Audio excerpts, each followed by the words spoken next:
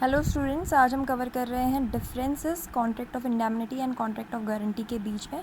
तो सबसे पहले इंट्रोडक्शन देखते हैं। तो कॉन्ट्रैक्ट ऑफ गारंटी कहाँ दी गई है? सेक्शन 124 ऑफ किसके? इंडियन कॉन्ट्रैक्ट एक्ट के दिए गई है।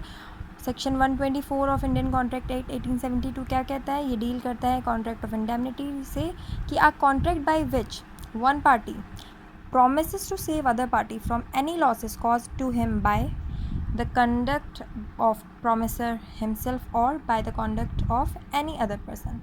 यानी कि कॉन्ट्रैक्ट ऑफ गारंटी में सिंपली क्या होता है, एक पार्टी दूसरी पार्टी को प्रॉमिस करती है कि अगर कोई भी लॉसेस आपको सफ़र करने पड़ते हैं, या तो प्रॉमिसर जो प्रॉमिस कर रहा है उसकी खुद की वजह से, या फिर किसी थर्ड पार्टी की वजह से, किसी भी अदर पार्टी की वजह से, तो वो आपको उसके लिए कंपनसेट करेगा। यही कॉन्ट्रैक्ट ऑफ इंडेमनिटी बोलता है।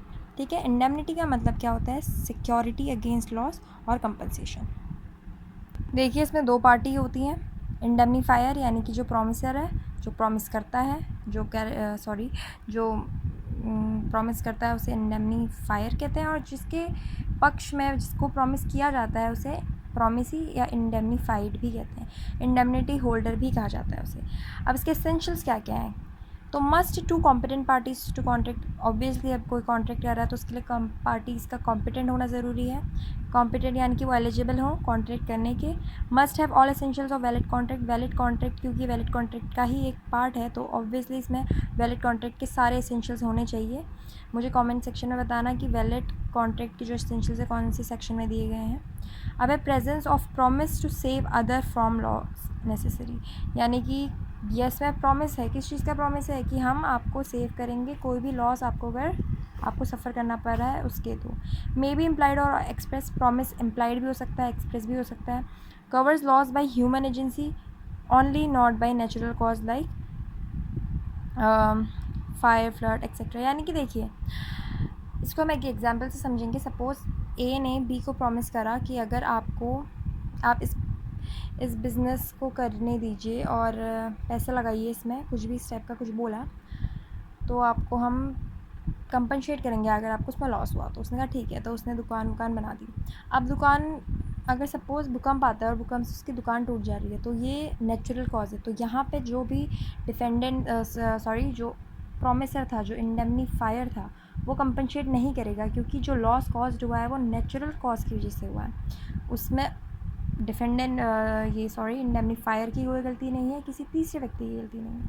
ठीक, contract of insurance is not covered in contract of indemnity. ये बस मैंने पॉइंट लिखा है, ये कॉन्ट्रैक्ट ऑफ इंश्योरेंस हम बाद में पढ़ेंगे।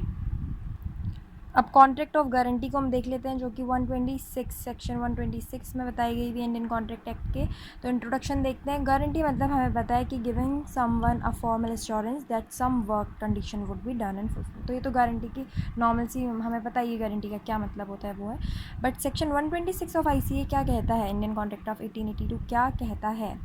कहता है कि contract of guarantee a contract to perform the promise or to discharge the liability of the third person on his default. यानी कि यहाँ पे ये बात हो रही है कि जो कॉन्ट्रैक्ट फॉर्म कर रहा है वो किसी को प्रॉमिस करता है कि अगर किसी तीसरे व्यक्ति ने, ठीक है, वो प्रॉमिस या फिर वो ड्यूटी फुलफ़िल नहीं करी, तो उसके बिहाफ में मैं ड्यूटी फुलफ़िल करूँगा। तो यहाँ पे तीन पार्टी इन्वॉल्व होंगी। पहला ए जो प्रॉमिस करेगा, दूसरा जिसको प्रॉमिस करेगा, और तीसरा जिसके बिहाफ में प्रॉमिस करेगा। तो यहाँ पे तीन पार्टीज़ के नेम, बेसिकली तीन पार्टीज़ होती है, क्रेडिटर, श्योरिटी और प्रिंसिपल। क्रेडिटर कौन है? To whom promise is made, जिसको प्रॉमिस किया जाता है। सपोज़ एक आदमी है, इसने बैंक से लोन लिया, और नहीं, इसने इससे लोन लिया। ये एक आदमी है ए, इसने लोन लिया बैंक से बी, और सी श्योरिटी दे रहा है कि अगर ए इसका लोन नहीं रिटर्न कर पाया तो मैं दूँगा। तो श्योरिटी जो प्रॉमिस देता है, और प्रिंसिपल डेप्टर जिसके बिहाफ में प्रॉमिस बनता है। ठीक है, अब जाहिर सी बात है कि तीन पार्टीज़ हैं तो तीन कॉन्ट्रैक्ट भी होंगे। किस किस के बीच में? पहला कॉन्ट्रैक्ट जिसने प्रॉमिस किया, जिसको प्रॉमिस किया, उसके बीच में हो गया। दूसरा जो पहले से ही बना हुआ था, क्रेडिटर और प्रिंसिपल डेप्टर के बीच में। ठीक है, जिसने पैसे लिए, जिसने दिए, उनके बीच में तो ऑलरेडी था ही ना।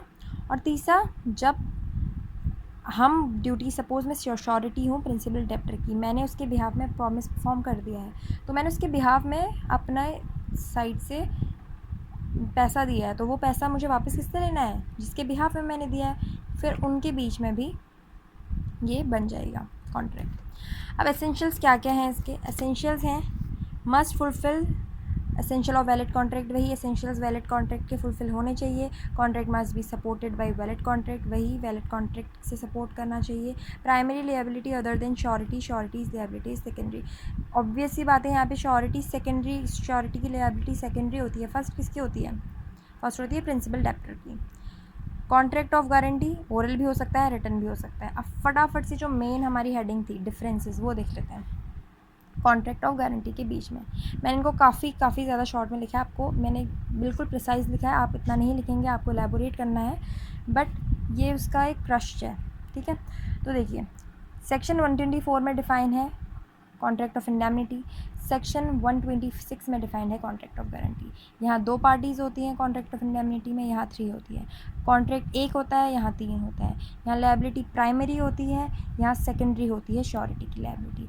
Purpose to secure the person from loss, यहाँ पर्पस सिक्योर करने का है किसी को लॉस से, यहाँ एश्योर करने का है किसी को प्रॉमिस कि हम उसके बिहाफ में प्रॉमिस परफॉर्म करेंगे। यहाँ लायबिलिटी अकर्स कब होती है? व्हेन कंडीजेंसी कॉन्सीजेंसी डन, जब हो जाती है या ऑलरेडी लायबिलिटी एग्जिस्ट करती है, ठीक है। तो ये हमने फटाफट देखा है क्विक रिव्यू किसका? Contract of guarantee and contract of indemnity का। ये काफ़ी इंपॉर्टेंट है, मेंस में काफ़ी आता है, आप इसको प्रिपेयर करिए। ये प्रिसाइज था, जिससे आपको एक बेसिक आइडिया हो जाएगा।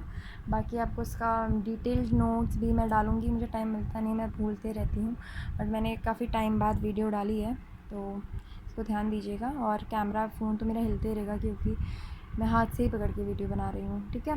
बट आप देखने के लिए इसमें स्क्रीनशॉट ले सकते हैं बार बार, क्योंकि बाकी तो सुनने का ही काम है। अगर आपको कहीं पे पेजेस के नोट चाहिए तो आप उसको स्क्रीनशॉट ले लो, ठीक है। बाकी कुछ ऐसा होता नहीं है। So thank you.